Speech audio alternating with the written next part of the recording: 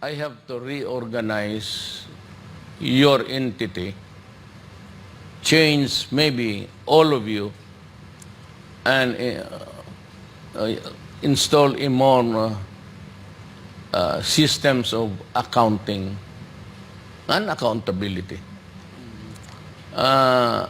Bakit umabot ng ganong kalaki without the necessary checks along the way? Yung parang kung sa highway pa, the checkpoints.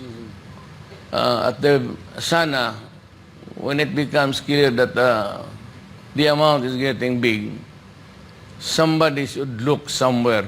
I really don't know how to do it. I am not a systems analyst. But what we need are really business people, because yung mga ganon is purely management. When I go back, I'm making the announcement that I am maybe reshuffling the PhilHealth. And I will, itong mga overcharge o the getting payments for dead, for those who are patay na, dead already, certified by the health people. And yet, their name are still in the list, getting treatment sa diabetes every week. And so I kind of was there a kind of checks that you installed?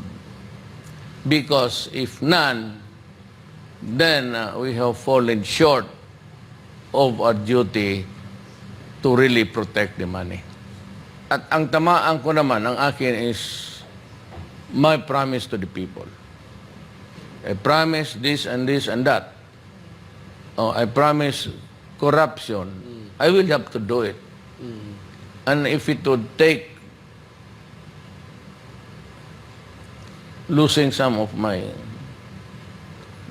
takes a lot of emotions there, not hate, but so that you would understand that you are not there to punish everybody, but you are there to take over and investigate and punish those who are responsible for the losses.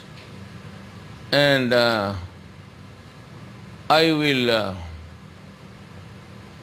maybe order the arrest of yung well-being center, dialysis,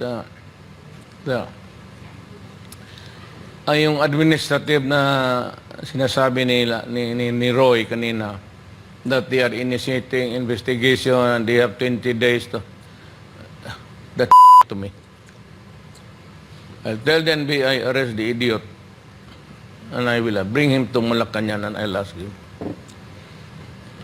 Tell me the truth, I'll throw you to the river.